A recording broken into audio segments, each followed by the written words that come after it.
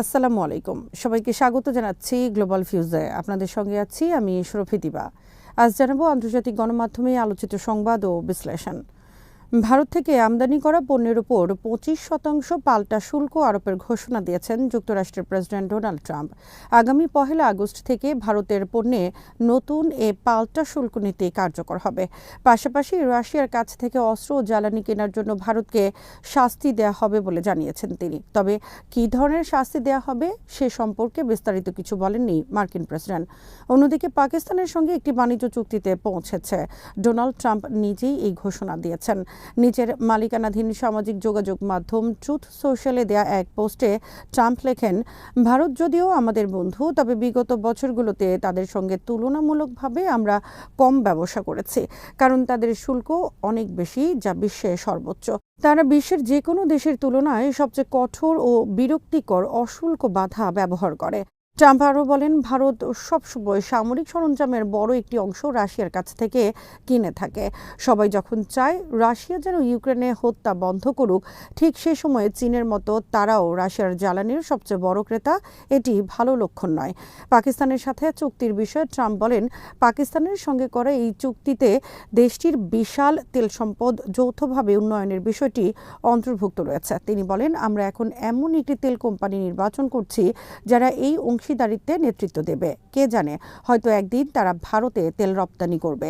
এই চুক্তির বিস্তারিত তথ্য তাৎক্ষণিকভাবে জানানো হয়নি। এদিকে ইরানের পেট্রোলিয়াম ও পেট্রোকেমিক্যাল পণ্যের বাণিজ্যে সংশ্লিষ্ট থাকার অভিযোগে অন্তত 6টি ভারতীয় কোম্পানির বিরুদ্ধে নিষেধাজ্ঞা জারি করেছে যুক্তরাষ্ট্র সরকার। একই পদক্ষেপের আওতায় বিশ্বজুড়ে মোট 20টি প্রতিষ্ঠানের বিরুদ্ধে ব্যবস্থা নেওয়া হয়েছে। বুধবার এক বিবৃতিতে মার্কিন পররাষ্ট্র দপ্তর জানিয়েছে, নিষেধাজ্ঞার আওতায় আসা ভারতীয় প্রতিষ্ঠানগুলো ইরানের পেট্রোলিয়াম পণ্য কেনাবেচা ও বিপণনের জন্য গুরুত্বপূর্ণ লেনদেনে ইচ্ছাকৃতভাবে অংশ নিয়েছে। ফলে তারা যুক্তরাষ্ট্রের ইরান বিষয়ক নিষেধাজ্ঞা ভেঙেছে। নিষেধাজ্ঞার শিকার কোম্পানিগুলোর মধ্যে রয়েছে ভারতের কিছু বড় পেট্রোকেমিক্যাল ব্যবসা প্রতিষ্ঠান। ফ্রান্স ও যুক্তরাজ্যের পর এবার ফিলিস্তিনকে রাষ্ট্র হিসেবে স্বীকৃতি দেওয়ার পরিকল্পনা করছে কানাডা। কানাডার প্রধানমন্ত্রী মার্ক কার্নির ভাষ্য অনুযায়ী আগামী সেপ্টেম্বরেই এই স্বীকৃতি দেয়া হতে পারে। এ নিয়ে বিগত কয়েকদিনে উন্নত 7 দেশের জোট G7 এর 3 সদস্য ফিলিস্তিনকে স্বীকৃতি দেওয়ার কথা বলল। স্থানীয় সময় বুধবার এক সংবাদ সম্মেলনে মার্ক কার্নি বলেন, ফিলিস্তিনের গাজায় মানুষের দুর্দশা অসহনীয়। দ্রুত এর অবনতি হচ্ছে। এমন পরিস্থিতিতে আগামী সেপ্টেম্বরে অনুষ্ঠেয় জাতিসংঘের সাধারণ পরিষদের 80তম সম্মেলনে ফিলিস্তিনকে স্বীকৃতি দেওয়ার পরিকল্পনা রয়েছে কানাডার। তবে এই স্বীকৃতি কিছু বিষয়ের উপর নির্ভর করবে বলে উল্লেখ করেন কানাডার প্রেসিডেন্ট। সেগুলো হলো, ফিলিস্তিন কর্তৃপক্ষকে নিজেদের শাসন ব্যবস্থায় মৌলিক সংস্কার আনার, হামাসকে বাদ দিয়ে 2026 সালে সাধারণ নির্বাচনের আয়োজন করার এবং এই ভূখণ্ডকে নিরস্ত্রীকরণের প্রতিশ্রুতি দিতে হবে। ফিলিস্তিনকে স্বীকৃতি দেওয়ার বিষয়ে সম্প্রতি ফ্রান্স ও যুক্তরাজ্যের ঘোষণার পর থেকেই মার্ক কার্নির সরকারের ওপর চাপ বাড়ছিল। এরই মধ্যে গত মঙ্গলবার তাকে উদ্দেশ্য করে একটি চিঠি লেখেন কানাডার প্রায় 200 জন সাবেক রাষ্ট্রদূত ও কূটনীতিক। তাতে ফিলিস্তিনকে রাষ্ট্র হিসেবে স্বীকৃতি দেওয়ার আহ্বান জানানো হয়। এদিকে গাজায় চলমান নৃশংসতা বন্ধ না করলে ইসরায়েলের উপর কঠোর নিষেধাজ্ঞা দিতে আন্তর্জাতিক সম্প্রদায়ের প্রতি আহ্বান জানিয়েছেন ইসরায়েলের 31 জন বিশিষ্ট নাগরিক। ব্রিটিশ সংবাদপত্র দ্য গার্ডিয়ানকে পাঠানো এক যৌথ বিবৃতিতে এই আহ্বান জানানো হয়। বিবৃতিতে স্বাক্ষরকারীদের মধ্যে রয়েছেন শিল্পী, কবি, শিক্ষাবিদ, বিজ্ঞানী, সাংবাদিক ও অস্কারজয়ী চলচ্চিত্র নির্মাতা। বিবৃতিতে স্বাক্ষর করেছেন অস্কারজয়ী ইসরায়েলি চলচ্চিত্র নির্মাতা ইউভাল আব্রাহাম, ইসরায়েলের সাবেক অ্যাটর্নি জেনারেল মাইকেল বেনিয়ার, পার্লামেন্টের সাবেক স্পিকার আব্রাহাম বার্গ। এছাড়া ইসরায়েলের সাংস্কৃতিক ক্ষেত্রে সর্বোচ্চ মর্যাদাপূর্ণ পুরস্কার ইসরায়েল প্রাইজ পাওয়া বেশ কিছু বিশিষ্ট ব্যক্তিও এতে স্বাক্ষর করেছেন। গাজা উপত্যকায় ইসরায়েলের প্রতিরক্ষা বাহিনীর অভিযান শুরুর পর থেকে এ পর্যন্ত 1 বছর 10 মাসে আত্মহত্যা করেছেন মোট 58 জন ইসরায়েলি সেনা। ইসরায়েলি দৈনিক হারেটস এক প্রতিবেদনে এই তথ্য জানিয়েছে। 2023 সালের 7 অক্টোবর প্রতিরোধ আন্দোলন হামাসের যোদ্ধারা ইসরায়েলের ভূখণ্ডে ঢুকে হামলা করার পর গাজায় সামরিক অভিযান শুরু করে আইডিএফ। প্রতিরক্ষা বাহিনীর সূত্রের বরাত দিয়ে হারেটস জানিয়েছে, আইডিএফের অভিযান শুরুর পর 2023 সাল শেষ হওয়ার আগেই আত্মহত্যা করেছে 17 জন ইসরায়েলি সেনা। পরে 2024 সালের গোটা বছরে 24 জন এবং 2025 সালের জানুয়ারি থেকে এ পর্যন্ত আরও 17 জন সেনা আত্মহত্যা করেছেন। ইসরায়েলের সেনাবাহিনীতে মরণ রোগ বিশেষজ্ঞ, মনোবিদ, সমাজকর্মী সহ মানসিক স্বাস্থ্য সংক্রান্ত পেশাদার ব্যক্তিদের গুরুতর ঘাটতি আছে বলেও দাবি করেছে হারেজ।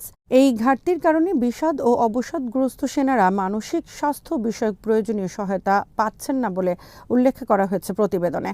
হারেজের প্রতিবেদনে বলা হয়েছে, বিষাদ, অবসাদ ও ট্রমায় আক্রান্ত হয়ে প্রতি মাসে ইসরায়েলি সেনাবাহিনীর পুনর্বাসন বিভাগে ভর্তি হচ্ছে শত শত সেনা। যে মানসিক সমস্যায় তারা ভুগছে, চিকিৎসা বিজ্ঞানের ভাষায় তাকে বলা হয় পোস্ট ট্রমাটিক স্ট্রেস ডিসঅর্ডার বা পিএসটিডি। আত্মহত্যার সর্বশেষ ঘটনাটি ঘটেছে গত সোমবার ইসরায়েলের দক্ষিণাঞ্চলীয় শহর ওফাকিমে। সেদিন ওফাকিমের একটি বাড়ি থেকে এক সেনার লাশ উদ্ধার করা হয়। পরীক্ষা নিরীক্ষার পর চিকিৎসকরা জানিয়েছেন আত্মহত্যা করেছে ওই সেনা। ইসরায়েলি বাহিনীর অভিযানে এ পর্যন্ত গাজায় নিহত হয়েছেন 60,138 জন ফিলিস্তিনি। নিহতদের 56% নারী, শিশু ও বেসামরিক মানুষ। এছাড়া বহু মানুষ এখনও নিখোঁজ রয়েছেন। উপত্যকায় নির্বিচারে গণহত্যা চালাচ্ছে ইসরায়েলি সেনারা। ধারণা করা হচ্ছে, গণহত্যার সাথে কার্যক্রমে জড়িত থাকা সেনারা পরবর্তীতে হতাশা ও অবসাদ থেকে মানসিক সমস্যায় আক্রান্ত হয়ে আত্মহত্যার পথ বেছে নিচ্ছেন। গাজায় ত্রাণ নিতে গিয়ে ইসরায়েলি বাহিনীর হামলায় প্রাণ হারিয়েছেন আরও অন্তত 71 জন ফিলিস্তিনি। এছাড়া খাদ্যাভাবে অপুষ্টিতে ভুগে মৃত্যু হয়েছে আরও 7 জনের। গাজার স্বাস্থ্য মন্ত্রণালয়ের বরাত দিয়ে সংবাদ মাধ্যম আল জাজিরা এই তথ্য জানিয়েছে। আল জাজিরার প্রতিবেদন অনুযায়ী বুধবার উত্তর গাজার জিকিম ক্রসিং পয়েন্টে ত্রাণবাহী ট্রাকের দিকে এগিয়ে যাওয়ার সময় হঠাৎ ফিলিস্তিনিদের দিকে গুলি করতে শুরু করে ইসরায়েলি বাহিনী। মুহূর্তে নিহত হন 51 জন ফিলিস্তিনি। এ ঘটনায় আহত হন আরও প্রায় 650 মানুষ। একই দিন দক্ষিণ গাজার খান ইউনিসের কাছে মোরাক করিডোর এলাকায় ত্রাণ সহায়তা নিতে গিয়ে ইসরায়েলি বাহিনীর গুলিতে নিহত হন আরও 20 জন। গাজার স্বাস্থ্য মন্ত্রণালয় জানিয়েছে, চলমান দুর্ভিক্ষের কারণে এখন পর্যন্ত 154 জন ফিলিস্তিনি মারা গেছেন, যার প্রায় অধিকাংশই শিশু। খাবারের অভাবে এত বিপুল সংখ্যক মানুষের মৃত্যু হয়েছে গত কয়েক সপ্তাহেই। মানবাধিকার সংগঠন ইউরোমেড হিউম্যান রাইটস মনিটর জানিয়েছে, শরণার্থী শিবিরগুলোতে ভয়াবহ রূপ ধারণ করেছে দুর্ভিক্ষ। শিশুদের পাশাপাশি বৃদ্ধদের অবস্থাও খুব করুণ। অপুষ্টি ও চিকিৎসার অভাবে ধুকে ধুকে মারা যাচ্ছেন তারা। জাতিসংঘ বলছে, গাজার মানুষদের ন্যূনতম মানবিক চাহিদা পূরণের জন্য প্রতিদিন কমপক্ষে 500 থেকে 600 ট্রাক ত্রাণ প্রয়োজন। অথচ গত 4 দিনে গাজায় ঢুকেছে মাত্র 269টি ট্রাক। এক আন্তর্জাতিক ক্ষুধা পর্যবেক্ষণ সংস্থা মঙ্গলবার সতর্ক করে জানিয়েছে, গাজায় দ্রুতই পূর্ণমাত্রার দুর্ভিক্ষ পরিস্থিতি তৈরি হচ্ছে। শিশু, বৃদ্ধ ও অসহায় মানুষের মৃত্যু হার যেভাবে বাড়ছে, তা আন্তর্জাতিক মানবিক মূল্যবোধের জন্য এক ভয়াবহ চ্যালেঞ্জ। এদিকে ফিলিস্তিনের অবরুদ্ধ গাজা উপত্যকার ক্ষুধার্ত মানুষের জন্য সহায়তা পাঠিয়েছে সৌদি আরব। রাফা ক্রসিং দিয়ে বুধবার সৌদির সহায়তা নিয়ে 7টি ট্রাক গাজায় প্রবেশ করে। বার্তা সংস্থা সৌদি গ্যাজেট জানিয়েছে, বাদশাহ সালমান মানবিক সহায়তা এবং রিলিফ সেন্টারের আওতায় এসব সহায়তা পাঠানো হয়েছে। যে 7টি ট্রাক গাজায় গেছে সেগুলোতে খাবার রয়েছে। সৌদি গ্যাজেটের তথ্য অনুযায়ী সৌদি আরব এখন পর্যন্ত 58টি বিমান, 8টি জাহাজে করে গাজার জন্য সহায়তা পাঠিয়েছে, যেগুলোতে 7,188 টন খাবার, মেডিকেল পণ্য, আশ্রয় উপকরণ ছিল।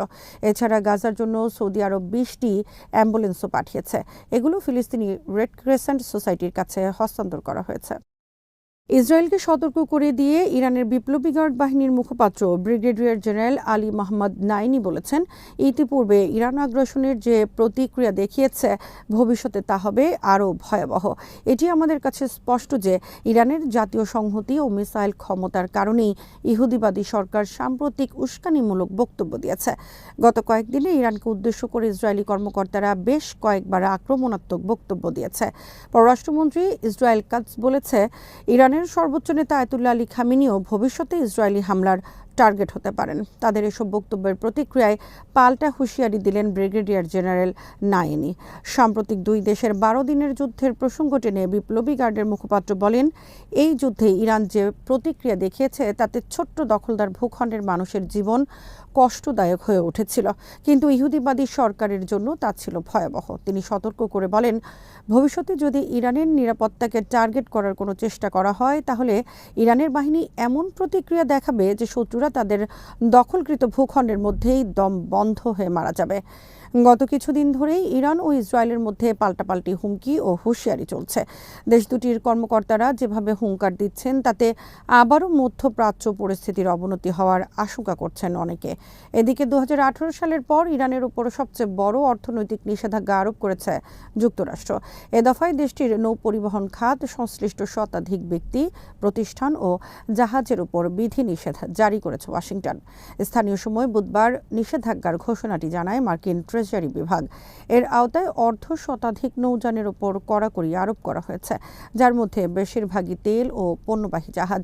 দাবি করা হচ্ছে এই নেটওয়ার্ক ব্যবহার করে তেল ও পেট্রোলিয়ামজাত পণ্য রপ্তানি করত ইরান ও রাশিয়া।